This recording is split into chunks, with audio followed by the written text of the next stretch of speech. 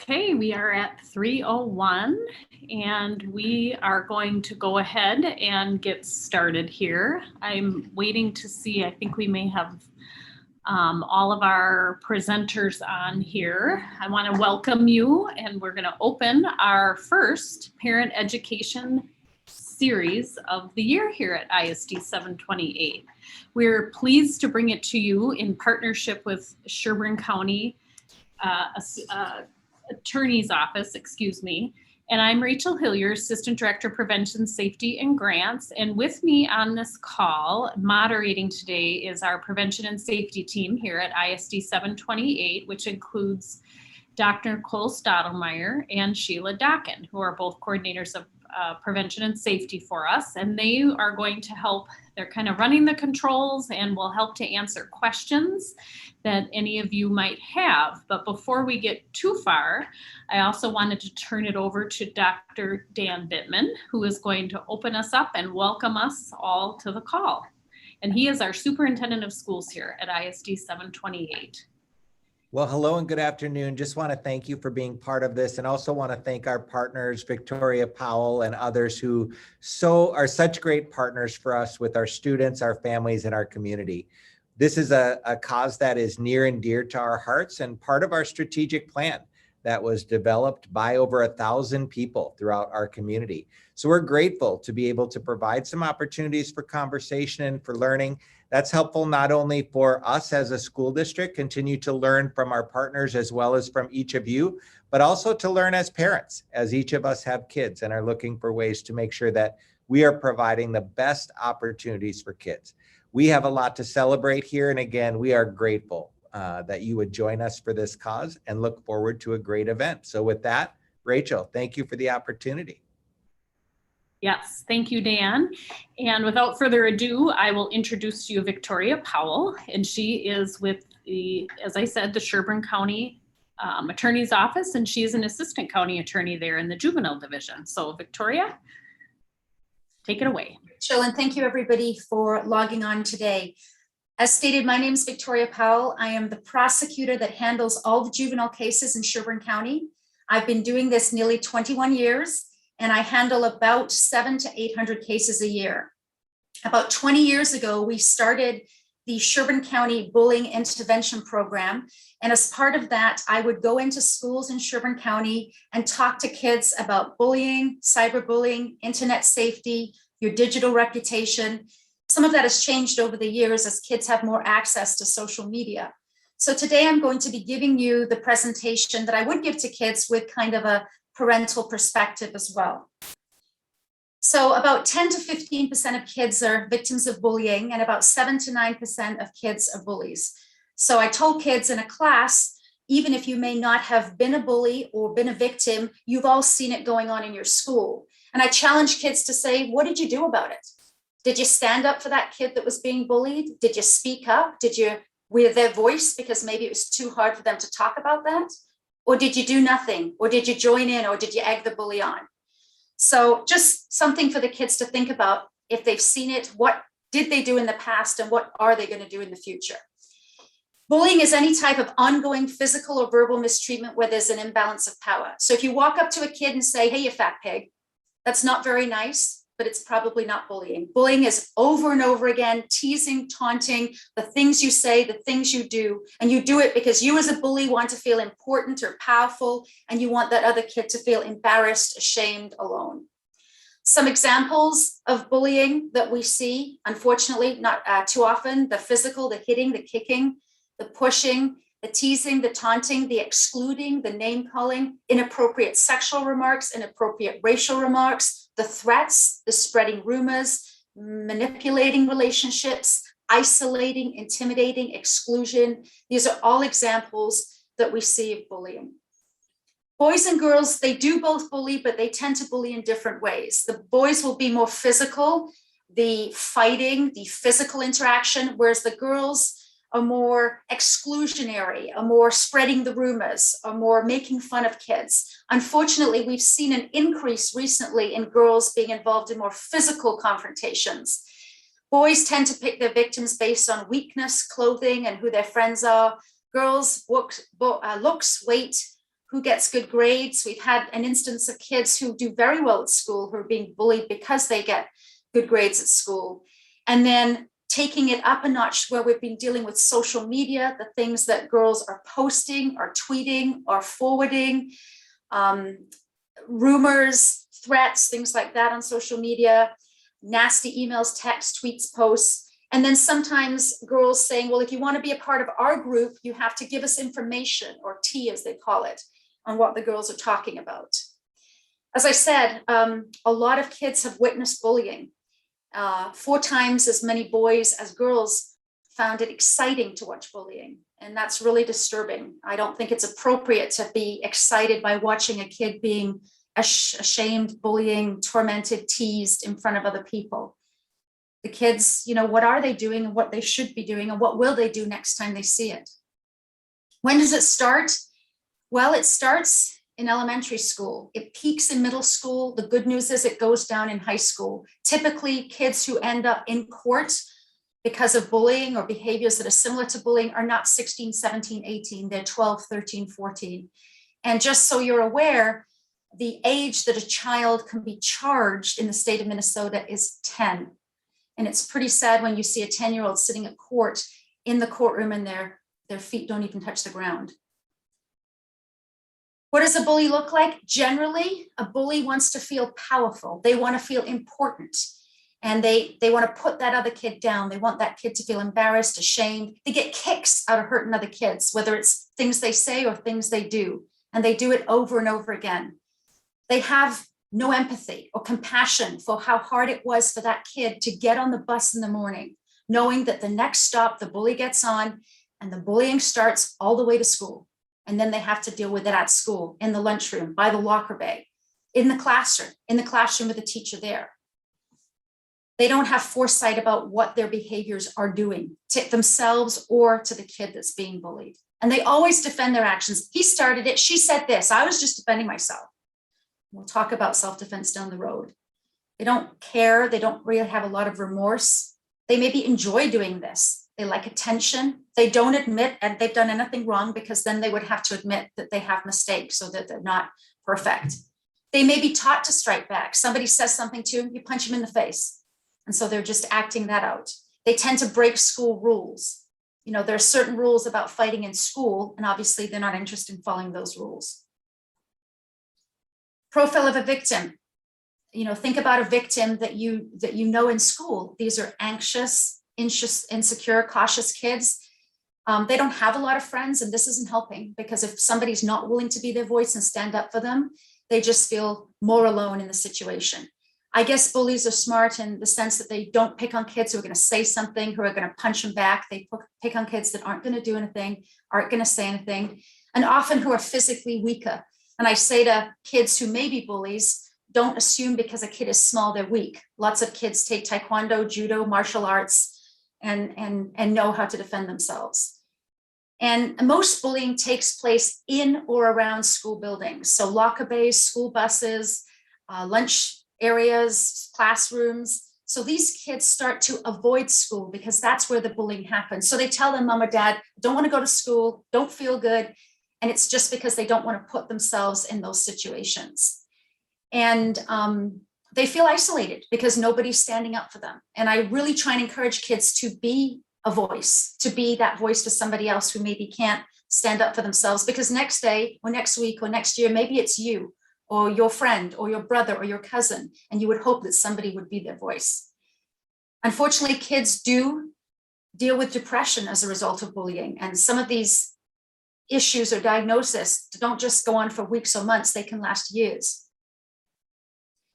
When we asked kids in Sherburne County 2 years ago, what have you seen with regard to bullying in your schools? This is what they said. The most common reason kids were bullied, weight or physical appearance. The most common forms of bullying, I was threatened to be beaten up, spreading rumors, I was excluded from things, pushing or kicking, inappropriate sexual remarks. And then I put this in red because thought this was kind of really unfortunate to find out. 5% of fifth graders, 5% of eighth graders, and 3% of 11th graders said they had been bullied daily. So these are kids that just wanted to get up, go to school and get the job done. And they had to deal with this, not once a week, but daily.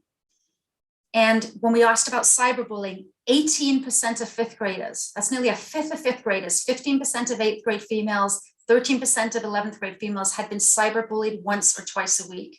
And we're going to talk about social media down the road, but it is a great reminder as parents to be really vigilant when it comes to your kids and their electronics. So 42% of kids have been bullied online, 58% never told their parents. Shocker, not really. So who are they telling? Well, maybe their friends, maybe somebody else. And I really encourage kids because they see kids being bullied online. And I don't want them to make it worse for those children who are just at home doing their homework where all of a sudden Snap comes through or whatever. And there's the information, the language, the belittling, the threatening language. It's really important that these kids don't repost, retweet, resend. Maybe stand up for those kids, just shut it down immediately so it's not made worse, because we all know once those are posted, they can't take it back. They can't take that back. So it's out there. And whether they realize they shouldn't have done something and they delete it maybe a minute later, it's out there. And so it's really important that kids think before they post, send, tweet anything. And we'll talk about sexting as well as an issue, as well as this social media and bullying. So what is cyberbullying? It's basically spreading rumors using technology. And these are some examples of the apps that kids use. And it can be very destructive because it's sent to everybody. And even as I said, when it's deleted shortly afterwards, the information is out there and the harm is done.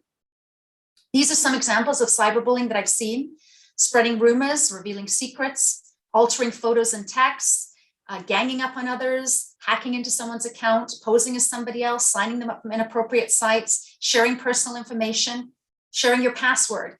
I tell kids the only person that should have your password are you and your parents. Your boyfriend doesn't need it. Your 5 best friends don't need it. You and your parents. Because if something happens on your phone, we're not going to assume you lent it or gave access to it to your boyfriend or your 5 best friends. We're going to assume you made the mistake, you posted, you tweeted, you sent that threat, and we're going to be looking at you for consequences for your actions. And I can tell you about 10 years ago, I prosecuted 2 girls for creating a fake or negative website about another girl that was supposed to be a friend of theirs. And let's be honest, whatever starts in social media or on social media on the weekend often comes into school Monday morning, because there's just a continuum. So you've got that post or tweet or whatever it is, and that person comes into school and is ridiculed because of something that they've done. Excuse me for a second. So that's why we talk about cyber violence and stopping cyberbullying. So how do we stop it? Well, first of all, you got to tell somebody it's happening. If you tell nobody, nothing's going to happen. You have to report threats. Things that start as maybe making fun of somebody might escalate to a threat of violence, to a threat to harm or kill or hurt or whatever it is. So we need to report any of these threats. I encourage the kids to talk to the liaison officer, to talk to a coach, to talk to a parent, to talk to any adult you trust. And as adults, if we are spoken to about someone being bullied, whether it's in person or through the internet, we better do the right thing, because it's taken that victim all their courage and strength to talk to us. And if we ignore it or make fun of it or just dismiss it, they're never going to tell us anything else again. Monitoring software, parents, be aware that there's software out there that you can monitor. And we're going to talk about some different apps that you should be aware of and be looking at with regard to your child's social media or electronics. Identify the bully, contact your ISP provider. These are all examples of trying to stop bullying. So is cyberbullying a crime? Well, in Minnesota, there are 2 charges that can cover some of the cyberbullying that we talked about. One is threats of violence, which is a felony, and one is disorderly conduct. So let's talk about what they mean. Disorderly conduct is somebody who engages in brawling or fighting. So you've got 2 kids physically scrapping, hitting, thumping each other. Or it means you engage in obscene, offensive, abusive, boisterous, or noisy conduct, or offensive, obscene, abusive language, tend to reasonably aroused. What does that mean? Things you say or things you do that cause people to be alarmed, scared, concerned about things escalating. So it's easy to see why disorderly conduct could be one of those things where cyberbullying or bullying is involved. Threats of violence. This is a felony. This is serious. And I've charged kids as young as 10 with this. Not necessarily because I believe they had a direct or detailed plan about what they were going to do, but because their words or actions were reckless disregard of the risk of causing such terror. I'll give you some examples. But basically, threats of violence is when you threaten directly or indirectly to commit a crime of violence with the purpose of terrorizing. So 3 examples of cases that I've charged: a bomb threat. And we had that happen in Sherburne County, where a bomb threat was called in to the school, and the school was evacuated. It was around lunchtime. All the lunches were left on the table. The school was sent to the middle school. The middle school was then sent to a church area, and it was complete chaos. And I know for a fact that numerous law enforcement agencies were driving, probably not the speed limit, to get to Elk River High School to sweep the school and make sure it was safe. So that's an example of a terroristic threat or a threat of violence. Another example is something posted on somebody's social media. And again, I charge kids with that. So maybe there's been an image of a kid with a gun, whether it's real or fake, with a threat that's written there. Or somebody receives a text where they're upset about a relationship and they say they're going to come to school tomorrow and they're going to do whatever it is. And again, I don't know whether they're serious or not, but I'm not taking that chance. Neither is law enforcement, neither is the administration in any of the Sherburne County schools. There's going to be an investigation. And the reckless disregard, some kid walks down the hallway and says that they're going to kill a teacher or something like that. We're going to take these things seriously. So these are examples of kids with threats of violence, and they were charged with that felony. And we'll talk about what happens when a kid is charged, the process, and what can happen to them later on in the presentation. So the effects of bullying. These kids feel humiliated, ashamed, embarrassed, lonely, insecure. The bullying starts to affect their behaviors both in school and out. Their grades drop. They start to have nightmares. Their appetites are affected. Maybe they're filled with profound rage. They don't understand why this child is doing this to them over and over again. Why is nobody standing up for them? Why is nobody telling them to stop? And so they become angry. And maybe they want to act out. Maybe they turn to drugs or alcohol to numb or dull the pain that they're feeling. They really need our support, and it's really important that we're there for them. And if they speak out to us as a parent, as an administrator, we need to do what's right. Sometimes this bullying can develop a fear for children of going to school, a place where they're supposed to go, feel safe, and get an education. There's a study that showed 160,000 children miss school every day due to fear of attack or intimidation by other students. Nearly a quarter of 4th to 8th graders couldn't get the job done at school because of bullying. And as I said, some of these kids deal with lifelong reactions or consequences to being bullied in middle school or in high school. What about bullies? Well, they're not going to get off scot-free. Obviously, we're going to be looking at potential criminal charges. But what's going on inside them that they think this is an okay way to behave and to treat other people? They're likely to not follow the rules of school. They're likely to be truant, to get into fighting, to have delinquent behavior. And so that's juvenile criminal behavior. And again, it goes back to them kind of feeling better than everybody else. Why is that? One thing that particularly is disturbing is that kids who have been victims of bullying, who decide to be bullies themselves, they have a unique insight to what it was like to deal with that garbage every single day, day in, day out, and yet they've chosen to bully those kids. What do we look for? Whether it's parents, administrators, friends, family members, we got a kid, again, who doesn't want to go to school, who are making up excuses. Dad, I don't want to take the bus anymore. Can you drive me to school? Used to be straight A students, and now they're failing or barely getting by. Don't want to go to the cafeteria for lunch. Don't want to go to the playground because that's where the bullying happens. So maybe they're in the counselor's office a lot of times during the lunch hour because they want to avoid that place. Don't want to talk about school. Maybe there are some property damage that you see as a parent. You know, your child, something's broken or torn or damaged. They don't want to talk about school. They don't want to walk to and from school. They say that they're sick when they're not sleeping as well. They're just kind of sad. Things that used to interest them don't interest them anymore.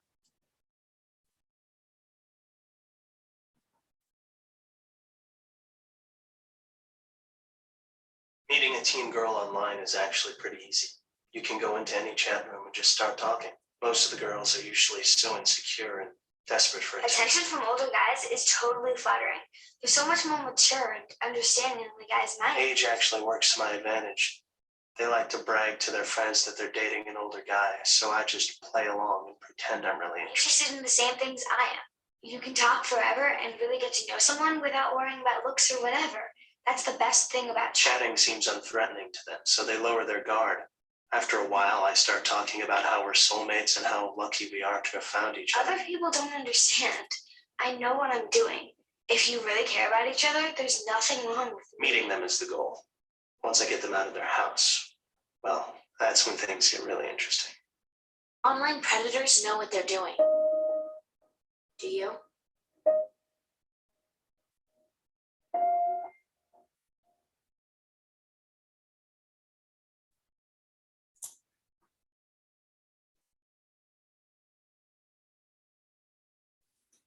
Okay, that's pretty uncomfortable, as it should be. And I show that to kids and I say to them, what are you doing online?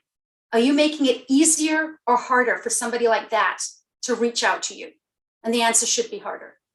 The information that these kids willingly give online is incredible. It's so private, it's so personal, and some guy like that is going to use any and all in that they can to try and connect with these kids. So again, as parents, it's so important to monitor and be vigilant about your kids' social media and what they're doing to protect themselves. Do you know who all your child's Instagram followers are? You should. Did you know that sex traffickers are using Facebook and Skype and other social media to reach out to kids? And these kids want to have so many followers and so many friends because they're, desperate to have more and more and more. And so when somebody friends them and they don't pay particular attention, it starts out with a friend request and it's an adult male. And then there's that conversation and they don't think it's a big deal to reveal certain things. And then we're looking at, please, will you send me inappropriate videos or pictures? And then we're looking at sextortion and then we're looking at charges. And again, once it's out there, once it's been sent, tweeted, it's really hard to control it afterwards. So it's really important as parents to be very aware of what's going on and what information your children are posting or giving to strangers or people you don't know. There was a case in Canada where boys were playing vids online and the video game chat after the games was being used by pedophiles to have access to teenage boys. There was a case in Andover not so long ago where an adult male befriended these two 14-year-old girls. And then it leads to, will you meet me? And I'm pretty sure they didn't say to their parents, I'm going off to meet an adult male, because their parents would have, of course, said, no, you're not. And so he drove up to their home in Andover and took them back to his parents' home near the Twin Cities and sexually assaulted them. So it's not a joke, it's very serious, and it can happen. Unfortunately, 50% of 15 to 18-year-olds talk to strangers online. 33% will meet a stranger, and guess what? 100% won't tell you. So we've just got to be incredibly vigilant when it comes to this. What's your child's digital reputation? So if somebody looked at your child's social media accounts, what would they see and what would they assume? And I tell kids, whether they listen to me or not, if you don't want grandma to see it, don't post it. Because if there's something inappropriate that you're posting, be it alcohol, drugs, sex related, whatever it is, once it's out there, that's your reputation. And that's all you've got is your reputation. And it's really hard to fix it after the fact. And I talk to kids, especially in high school, about the professional effect of whatever you post.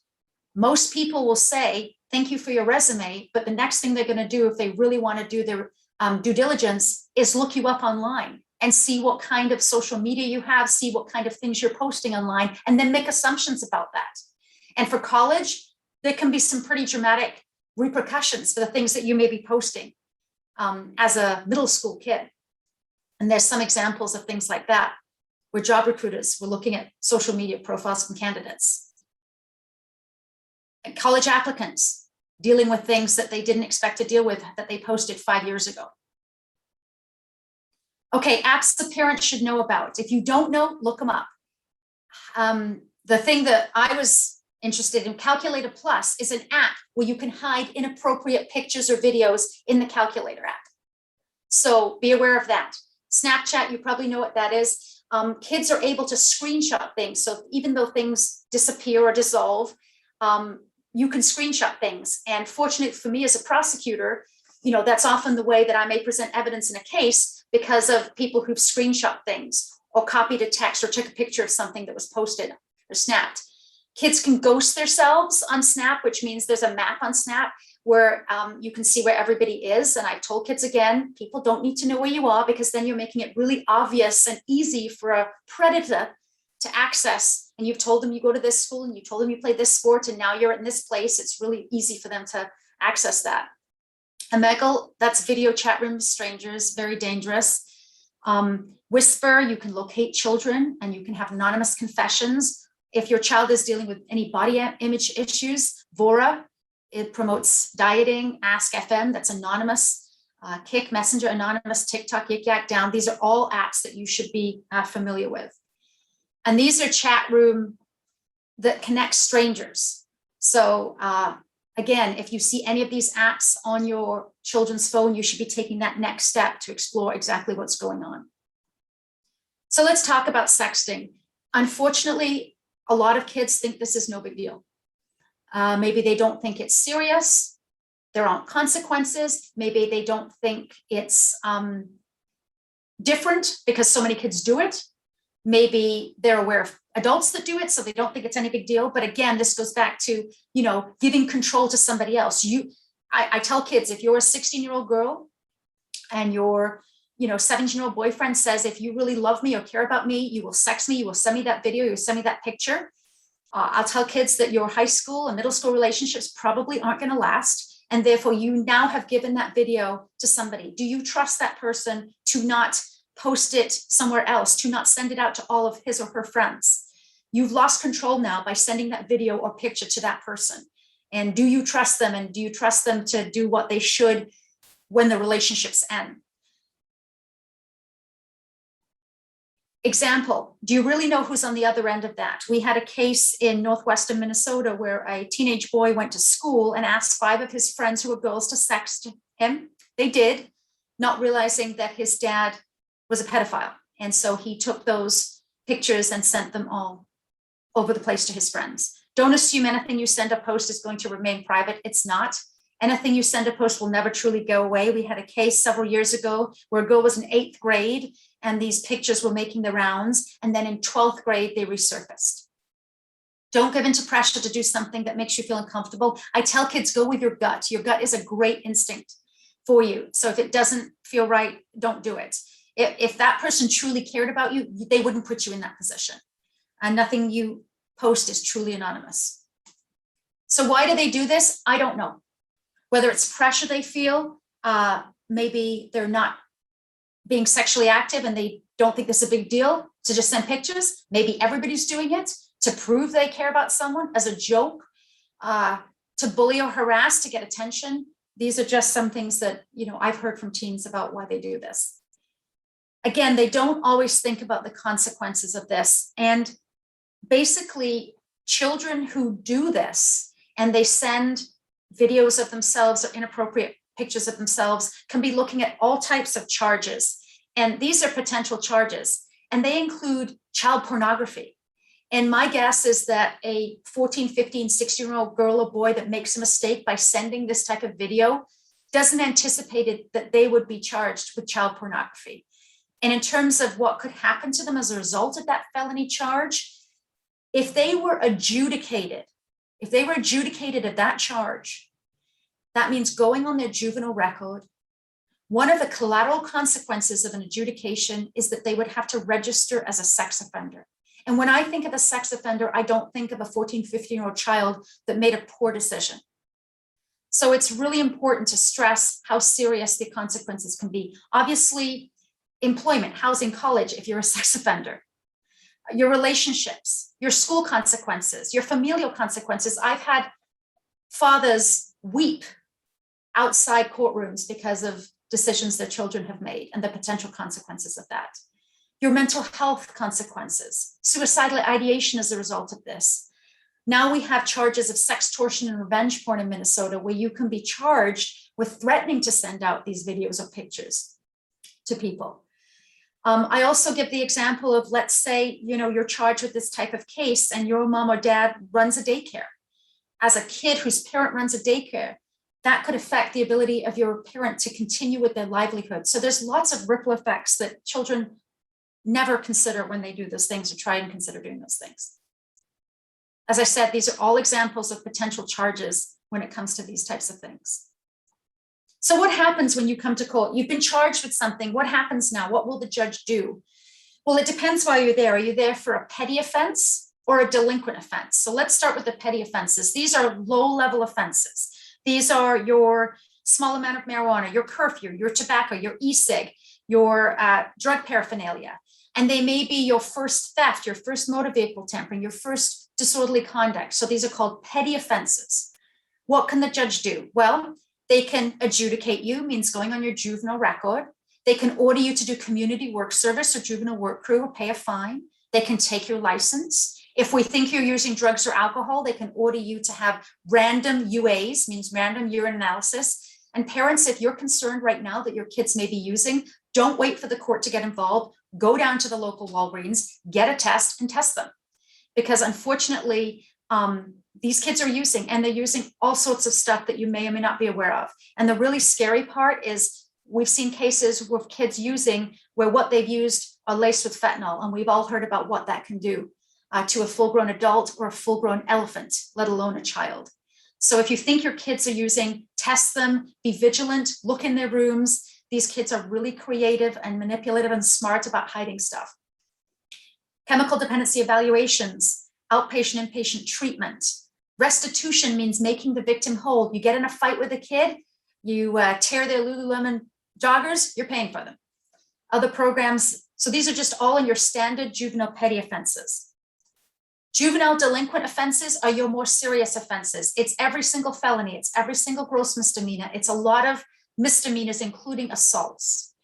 And the big difference here, when we talk about adjudication of a crime of violence, if you end up in court charged with a felony, a crime of violence, and it goes on your record, you have a firearms restriction for the rest of your life. You're done with hunting, going into the military, following your mom or dad into law enforcement, you're done. And when I go into schools and I ask how many kids hunt or want to go into law enforcement or are thinking about the military, there's a good amount that do that.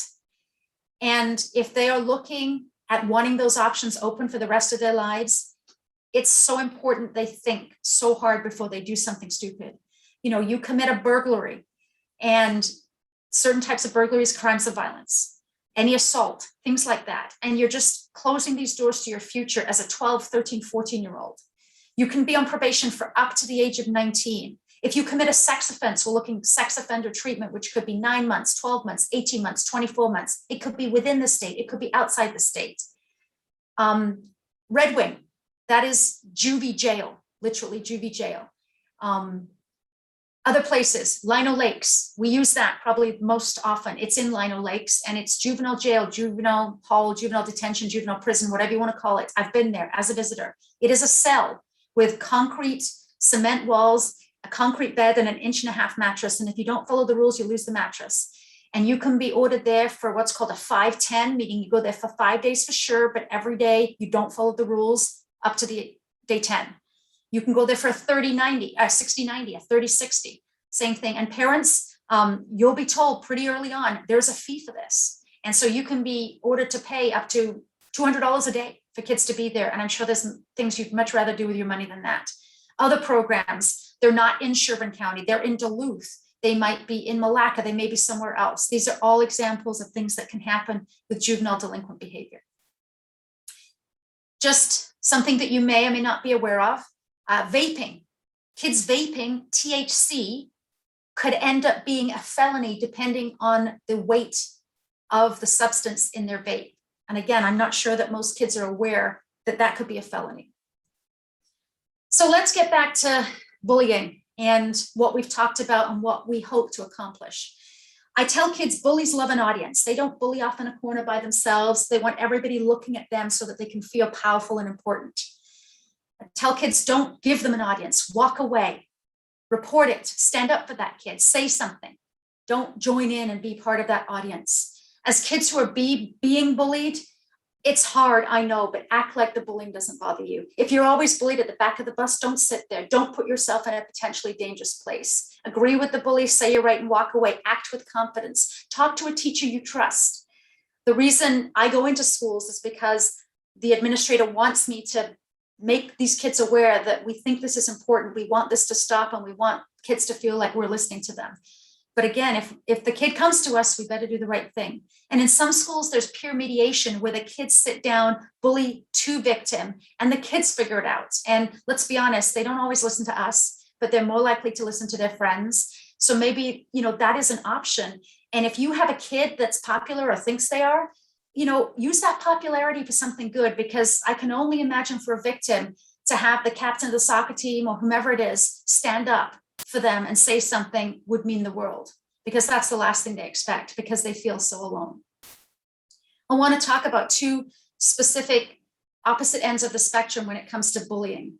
Tom Trosvik was a 12-year-old boy that went to school in a school system in Minnesota several years ago. And during the school day, he was bused to another school for classes. And on that bus were 4 boys.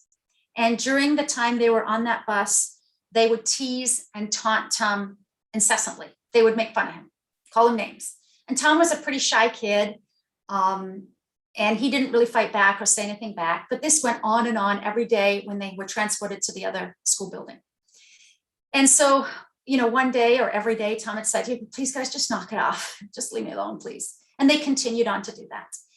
And one day it got so bad that Tom said to them, if you guys don't just stop it, I am going to go home and I'm going to hurt myself.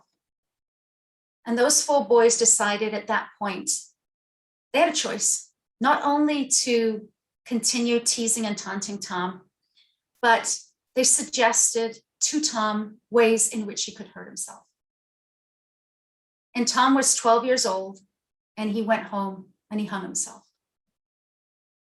I spoke at his memorial/bullying awareness benefit. And I just think, if just one of those boys would have stood up and said something, maybe Tom would be with us today. The flip side of that, several years ago, a grade 9 boy went to school in Nova Scotia, Canada. On the first day of school, he wore pink. And you can imagine what people called him, the names they called him. And 2 grade 12 boys heard about this. And they said, this is ridiculous. If he wants to wear pink, he should be able to wear pink. So they went home and they used the internet for good. They messaged all their friends and said, hey, tomorrow wear pink. They also went down to the local dollar store, bought everything pink they could, handed it out. And so later that week, that same grade 9 boy went into school, and what did he see? A sea of pink. And I can tell you that we've had Pink T-shirt Day at several schools in Sherburne County over the past 20 years. And I've gone there with my pink coat on, and it's pretty amazing to walk into that school and see everybody wearing pink. So I challenge kids, what are you going to do? Are you going to be like those kids on the bus? Or are you going to be like the kids who said enough? I tell kids what you shouldn't do is don't try and deal with the bully by yourself. You don't have to. Don't hit the bully. Why? They'll hit you back and you're going to get in trouble. Always tell the truth about what happened. The truth never changes. And don't hide what's happening from adults you trust. You don't have to. Some things to think about as we wrap up here. According to the NEA, every hour of every school day, 2,000 children are physically attacked on school grounds. The US Secret Service did a study of the kids that had been involved in school shootings over the past 25 years. 71% said they'd been victims of bullying. In Colorado, they looked at boys who were bullies in middle school and said, what were you doing at age 23? 60% of the boys identified as bullies in the middle school had 1 conviction of a crime. 35 or 40 had 3 or more convictions of a crime. So according to this study, what do you have to look forward to if you don't turn your behavior around? Prison time. 50% of all those who bullied in school had criminal convictions as adults. And I tell kids, your parents are more likely to want to come visit you on campus or on your job site than in jail. Bullying is the opposite of kindness. Thank you for your time. Thank you so much, Victoria. Those statistics and that information and those 2 stories, especially at the end, are super powerful. And I hope it makes people kind of think about those pieces. Okay, so I'm going to actually share. Do you mind stopping sharing your screen, Victoria? Because I'm going to go ahead and share something as well, because I think it's important that we also talk about A little bit about what ISD 728 does with respect to bullying, some options that you have. I'm going to pull this up here. Okay, put share. All right, hopefully you guys can see it. Okay. All right, so first and foremost, ISD 728, we do have a website page on our main ISD 728 site. It's on the family page that's dedicated to bullying prevention resources, including online reporting forms. I will show you that at the very end, just to remind you of where those things are. But first and foremost, we obviously encourage everybody to reach out first to your child's teacher or principal if they're experiencing bullying of any kind. Please don't assume that they know it's happening. You might think they maybe saw something, but you've got to recognize there's lots of students in our schools. And so don't assume that people know. Make sure you report it if there is bullying happening. But the site itself will provide you all that information on what to do if it's happening. But beyond those reactive solutions, ISD 728 has a lot of other things behind the scenes in terms of prevention, because prevention is first and foremost the primary thing that we can do to stop bullying. So what is bully prevention? It is SEL. What is SEL? SEL is social emotional learning, okay? And so we're going to go to the next page here. SEL it can be very misunderstood, but it is what SEL is bully prevention. It's suicide prevention. It's job employability skills. SEL is substance abuse prevention. It is mental health support. It is anxiety and stress reduction. SEL is resiliency. And I could keep going on, but it goes way beyond what people think SEL is all about. So putting it in definition form, SEL is the process through which children and adults acquire and effectively apply the knowledge, attitudes, and skills necessary to understand and manage emotions, set and achieve positive goals, feel and show empathy for others, establish and maintain positive relationships, and make responsible decisions. Some of our kids, they come into schools with good social skills. Others do not. But these skills are critical to successful life, and we should want that for all children. Even if students are taught some of these skills at home, you have to practice them in order for them to be effective. For example, we could talk about kindness all day long, but if we're not practicing what we preach, then it doesn't really make a difference in the long run. So when we look at what SEL is, this is what it is, okay? It's broken into 5 different competencies, and I'm going to pull them all up on the screen for you to be able to see. But it is self-awareness, which is about emotions and recognizing your strengths. It's about self-management, which includes impulse control, goal setting, organizational skills. It's about responsible decision-making, identifying problems, analyzing solutions, that kind of piece. It's about social awareness, which is empathy and perspective taking. It's about relationship skills, which is communication, building relationships, working cooperatively. That's what SEL is. And these are and if we are building these skills, we are doing things to prevent bullying that's going on with certain kids. So if you look at some data regarding SEL, I'm just going to kind of show you a quick couple slides to help you understand the value of it. Science links SEL to these kinds of student gains. Not only are you building these skills, it is improving classroom behavior and climate. It's increasing academic success, and it's also resulting in fewer conduct problems, less emotional stress, and lower drug use in schools or by students. SEL is also linked to increases across a variety of domains, because kindergartners with strong social emotional competence are more likely to graduate from high school, complete a college degree, obtain stable employment in young adulthood, and less likely to be living in public housing, receiving public assistance, or involved with the police. So these kinds of skills make a true difference in the lives of our students. Employers value SEL. This is one of the biggest reasons for teaching and understanding what social emotional learning is. When you look at the data about what employers are looking for, 92% of employers say skills such as problem solving, communicating clearly are equally or more important than technical skills. Just take a look at the top job skills identified by the World Economic Forum. These are all social emotional intelligence, complex problem solving, critical thinking, creativity, people management, coordinating with others, emotional intelligence. Nowhere does it say, I want somebody who's a straight A student. These are the skills that employers want, and that is what SEL is all about. I'm going to show you this quick video about what SEL is. When I look back at all the important milestones in my life, I'm reminded of seemed small but made all the difference.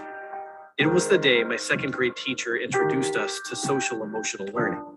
I learned about my emotions and what empathy is, how to talk through problems with my classmates, and how to make good decisions. It really helped me understand how to manage all the things on my mind, especially strong emotions. They were often the things crowding my brain, making it hard to think and focus. Sometimes all it took was a breath. And 1, 2, 3, saying, I can do it. When I knew what to do with my emotions, it freed up space in my mind to learn. I became really good at it. I learned how to find my own path and solve all sorts of problems. My social emotional skills have always been there backing me up. They helped me gain confidence to pursue the things I really wanted, like a spot on the soccer team, that A in biology. They taught me to listen and walk in other people's shoes. And that has unlocked so many doors in my life. 25 years later, I use my social emotional skills every day, especially with my patients. I know what you're feeling. I've been there. Take a deep breath. Social emotional learning. It makes all the difference. Find out more today.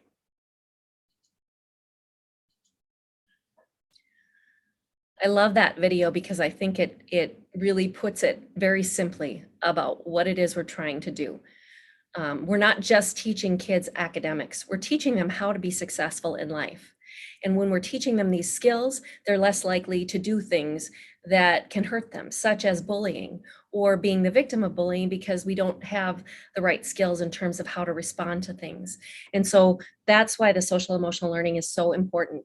And even if you look at what parents value, there's a lot of data that supports this. And we did some community cafes where the overwhelming majority of our parents in our district, they wanted mental health and social emotional supports to help their students as they move forward in life.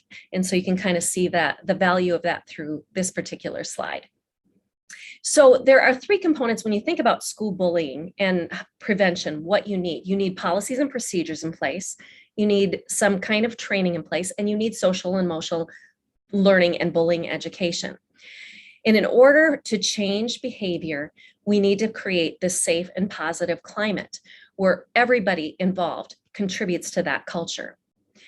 So specifically, if we look at the specific how does SEL prevent bullying, this is how.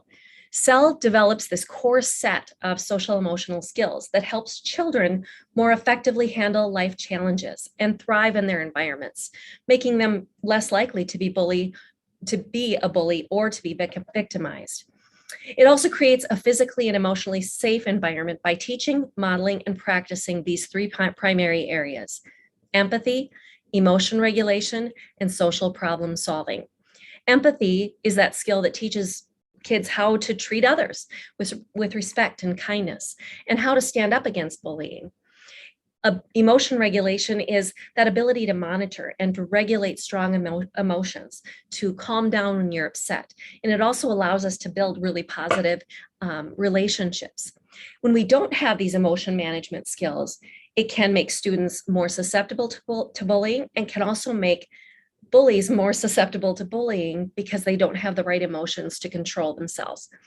So that emotion management helps everybody on that spectrum when it comes to bullying. And also social problem solving. It's that ability to navigate social problems and challenges. This is a great graphic just to show you the cell skill we're talking about and how it relates to each piece of this puzzle. When we talk about a victim of bullying, when we're teaching emotion regulation, social problem solving, friendship building, and assertiveness, those skills help a victim.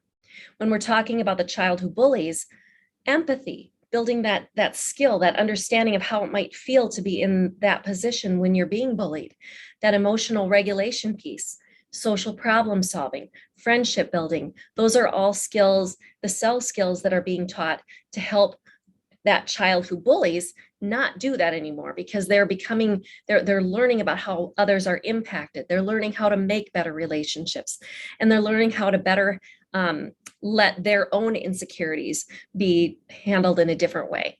And then you also have a bystander, the people who are witnessing bullying.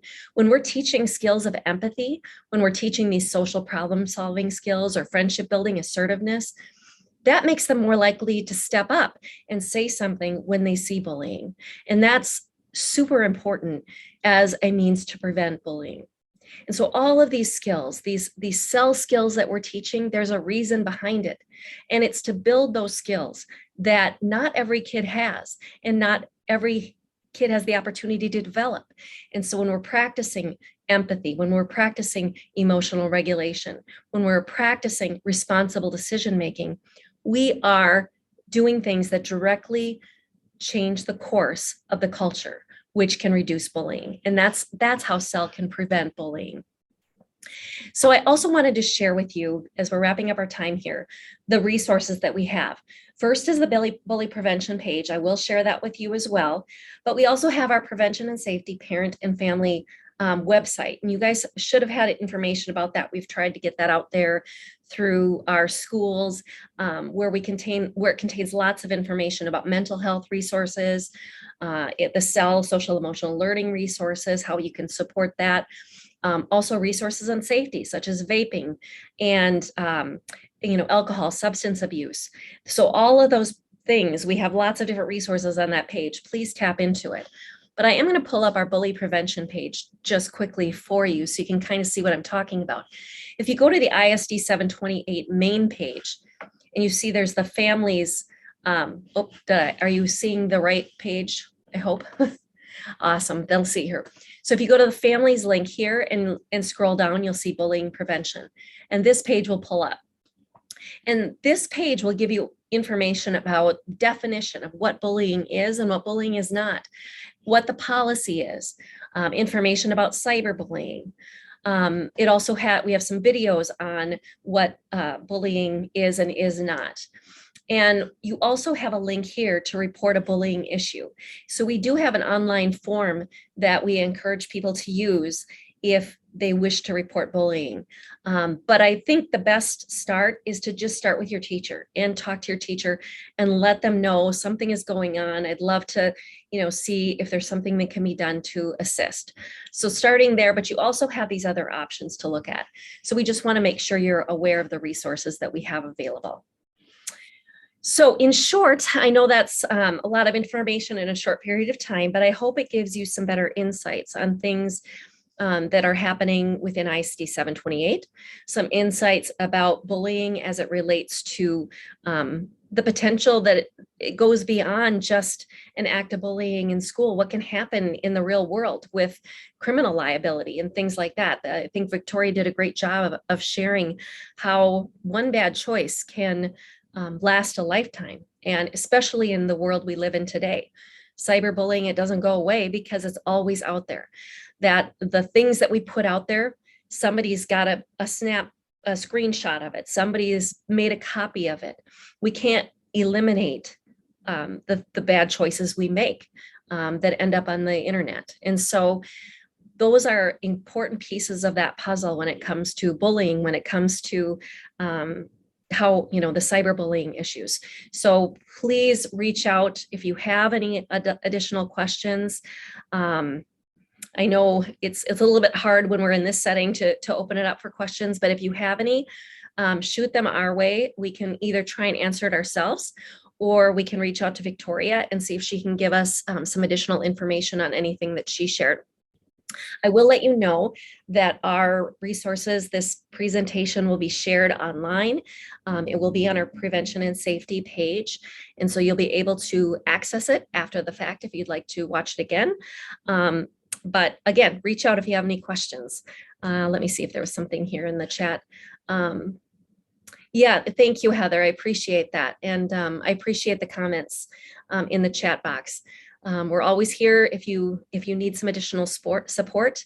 But thank you for attending. I know this time isn't always the best, but sometimes it works the best for speakers. So that's why we love this option of recording it and having it available, because we know that people are able to tap into it after the fact.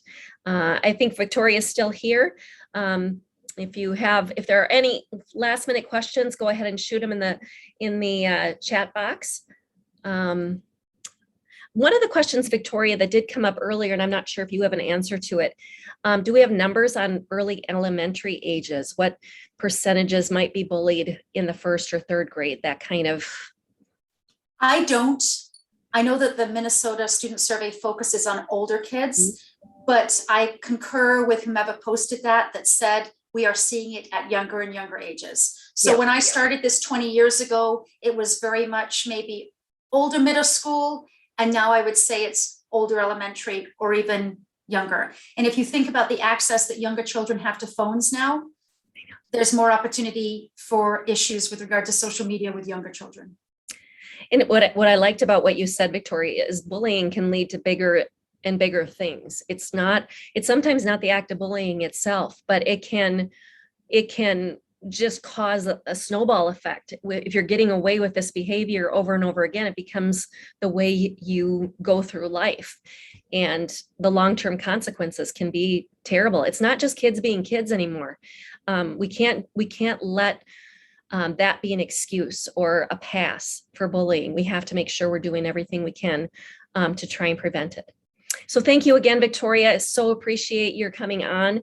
And thank you to all of our attendees. I appreciate your time as well. So have a great rest of your day, and thank you for attending.